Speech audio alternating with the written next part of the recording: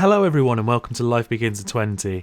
My name is Mark and today I have episode 8 of Booster Pack Friday. Last week we had a good variety of removal but nothing really exciting to open, so hopefully this week we can make a change.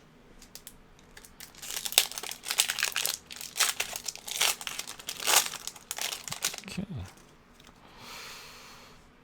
So first up we have Dakara Scavenger. So for 6 you have a 4/6 and when it enters the battlefield you move target artifact or creature card from your graveyard on top of your library.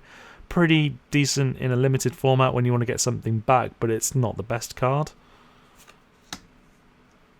Here we have Acrobatic Maneuver. So for 3 you get to exile target creature card you control and then return it to the battlefield later on. Draw a card as well. For 3, Flicker effect is fantastic. There's lots of cards in the set with enter the battlefield effects, and you could also save a creature as well, which you could use to block, flicker it and bring it back, so pretty handy.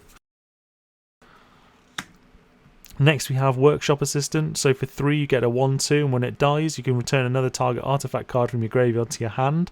If you're playing lots of artifacts it's an alright card as a late pick, but it certainly wouldn't be close to my first.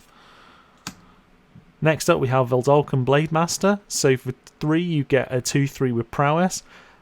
2/3 for in blue for 3 is fantastic. Getting Prowess on top is just a bonus. It would be a really strong pick if I was going blue.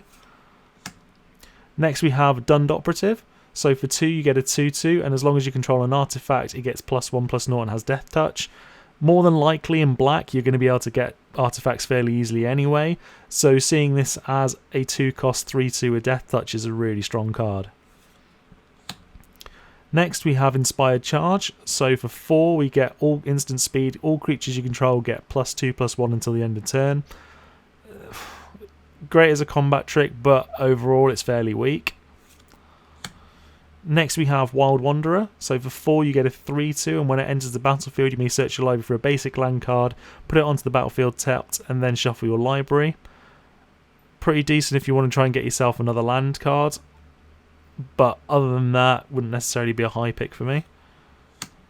Next up with Hijack. So for 1 and 2 red you get to gain control of target artifact or creature until the end of turn, untap it and it gains haste until the end of turn. Sorcery speed, it's alright, it wouldn't necessarily be a first pick, but if the opponent's got something really big you can get hold of, it could be quite entertaining, or their only blocker. Next we have Thriving Rhino. So for 3 you get a 2/3 and it enters the battlefield you get 2 energy counters. You can then use those energy counters when it attacks to put a +1/+1 counter on it. So I would quite happily pay 3 for a 3/4. It's a very good card. Bracata Pillarbug is our next card, which is a 3-cost 2/3 and you can pay a black to give it lifelink until the end of turn. It's one of the decent artifact creatures. Again, it's nothing exciting, but being able to do something later on in the game is fairly useful and limited. First uncommon we have Engineered Might. So for 3 a green and a white you get to choose one. Either target creature gets +5/+5 and gains trample to the end of turn, or all of your creatures get +2/+2 and gain vigilance until the end of turn. It's fairly expensive, people will be able to see it coming, but if you've got a board stall at some point in the game, being able to do one, probably the latter one, giving everything +2/+2 and vigilance, is a fantastic way of trying to get out of a stalled game. Next we have Durable Handicraft. So for 2 you get an enchantment whenever a creature enters the battlefield under your control you may pay 1. If you do, put a +1/+1 counter on that creature, which is pretty good, especially in limited format. Then you can pay 6 to sacrifice it and put a +1/+1 counter on each creature you control. Again, really strong, especially if you've got yourself a large creature count and it's a stalled board, you can just pay 6 to smash everything up. I would quite happily use that card. Next we have Brazen Scourge. So for 1 and 2 reds you get a 3/3 with haste. Pretty good card. I would happily pick that. And for our rare we've got Syndicate Trafficker. So for 2 you get a 3/1 and you can pay 1 to sacrifice an artifact and put a +1/+1 counter on it and it gains indestructible to the end of turn.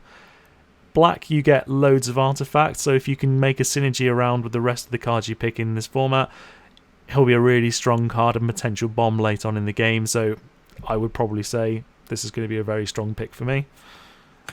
Then we have a Forest and a Servo. My top pick in this pack is pretty straightforward with the Syndicate Trafficker, especially as there was no strong removal in the pack. He's a strong pick with the amount of artifacts in the set, and being able to make him grow throughout the game makes him a big threat to your opponent. Also, being able to protect himself by becoming indestructible is really useful. Just make sure you leave a servo and 1 mana up at all times.